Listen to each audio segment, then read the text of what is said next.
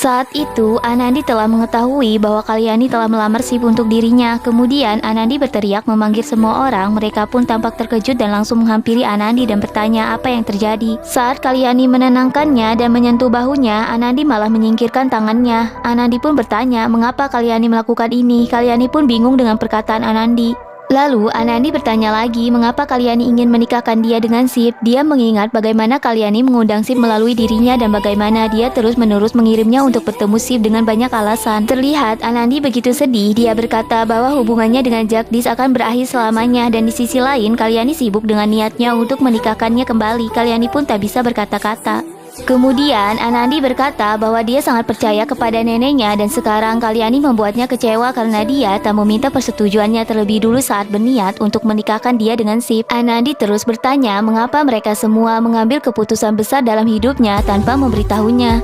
Kalyani berusaha menenangkan Anandi dengan lembut. Kalyani berkata bahwa dia telah berpikir sebelum memutuskan hal ini. Dia mengingat bagaimana Sip menyelamatkannya dengan kuda. Kalyani berpikir bahwa Dewi telah membawa putrinya melalui Sip dan hatinya berbisik bahwa Sip adalah pria yang cocok untukmu. Dengan menikahkan Anandi dan Sip, maka dia berpikir Anandi akan melupakan rasa sakitnya. Kalyani juga memberitahunya bahwa dia telah mencarikan jodoh untuk Anandi dan tidak menemukan yang terbaik. Dia ingin memberitahunya namun tidak ada gunanya. Suatu hari, Kalyani melihat Sip menyelamatkan Anandi dan dia yakin bahwa Sip adalah pasangan yang cocok untuk hidupnya. Anandi merasa sangat sedih dan berpikir Kalyani akan menyingkirkannya dari rumah. Namun, Kalyani menyela dan berkata jika Anandi adalah putrinya, dia tidak pernah berpikir bahwa dia merasa terbebani. Namun, dia ingin melihat Anandi bahagia bersama Sip sebelum dia meninggalkan dunia ini. Kalyani pun menangis. Kalyani juga merasa bersalah apa yang dilakukan Jagdish padanya. Anandi dengan tegas selalu menolak untuk menikah dengan Sip. Anandi berkata jika Kalyani bersikeras ingin menikahkan dia, maka dia tidak akan tanda tangani surat perceraiannya bersama Jagdish. Bhaira mencoba menenangkan Anandi dan Kalyani mencoba membuatnya mengerti. Anandi membuat Kalyani berjanji agar tidak memaksanya untuk menikah. Kemudian Kalyani bertanya bagaimana dia akan sendirian seumur hidupnya. Anandi berkata tidak tahu apa yang akan terjadi untuk masa depannya, tapi dia tidak bisa membiarkan itu terjadi. Kemudian Anandi memeluk Kalyani. Dia memintanya untuk berjanji dan Kalyani dengan ragu setuju. Kalyani berkata bahwa dia tidak akan memaksanya untuk menikah. Anandi kemudian bergegas pergi. Kalyani bertanya mau pergi kemana dirinya dan Anandi berkata untuk bertemu orang yang setuju untuk menikahinya. Kalyani berusaha mencegahnya untuk tidak mengatakan apapun kepada Sip, namun Anandi tidak mendengarkan perkataan Kalyani. Nenek Kalyani merasa sangat kesal kepada Asima karena telah mengatakan semuanya pada Anandi dan membuat usahanya selama ini sia-sia. Lalu Kalyani mengutuk Asima, dia tidak akan pernah bahagia. Kalyani terus marah. Kemudian Pasan berkata bahwa mereka telah berjanji untuk tidak memaksanya menikah. Kalyani pun menjawab bahwa dia berjanji akan menikahkan Anandi kembali namun tidak dengan cara memaksa. Kalyani berkata dia akan membuat Anandi bercerai terlebih dulu dengan Jagdish. Kemudian dia akan melihat bahwa Anandi akan menuruti kata-katanya. Gehna berkata mengapa nenek begitu yakin. Kalyani berkata bahwa setelah bercerai dia akan meyakinkan Anandi agar setuju. Sedangkan Asima sedang melihat foto Sip bersama Anandi di laptopnya dan merasa sangat sedih. Kemudian Sip menghubunginya dan dia berkata jika dia berbicara dengan Anandi maka tolong jangan katakan apapun padanya.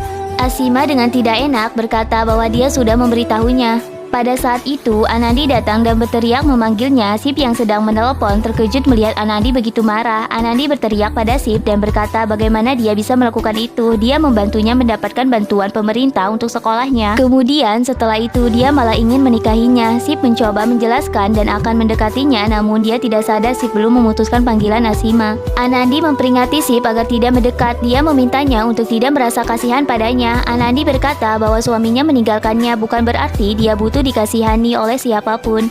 Anandi terus mengatakan bahwa keluarganya berpikir dirinya akan bahagia setelah pernikahan kedua. Dia sangat bahagia bersama keluarganya. Anandi mengatakan bahwa Sip tidak memikirkan perasaan Asima jika mengetahui hal ini. Orang yang dicintai Asima malah menerima untuk menikah dengan orang lain. Sip pun sangat terkejut.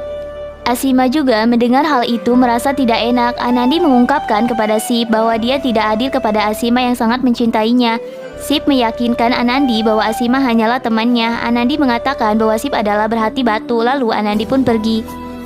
Kemudian Sip menyadari bahwa dia tidak mematikan telepon Asima. Asima kemudian meminta maaf kepada Sip karena telah mengungkapkan segalanya kepada Anandi. Sip tidak menyalahkannya, dia malah meminta maaf. Dia berkata bahwa dia tidak memahami perasaannya terhadapnya. Dirinya hanya tahu bahwa mereka adalah seorang teman.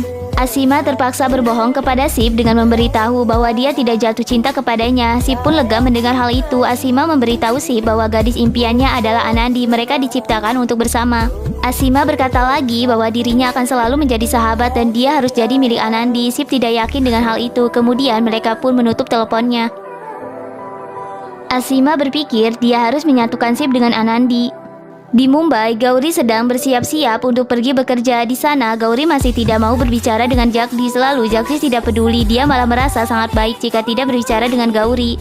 Jagdish berpikir dia harus lebih baik daripada Gauri agar dia bisa menghormati dirinya. Di Jaitsar, Anandi berpikir tentang kejadian hari itu dan dia menangis.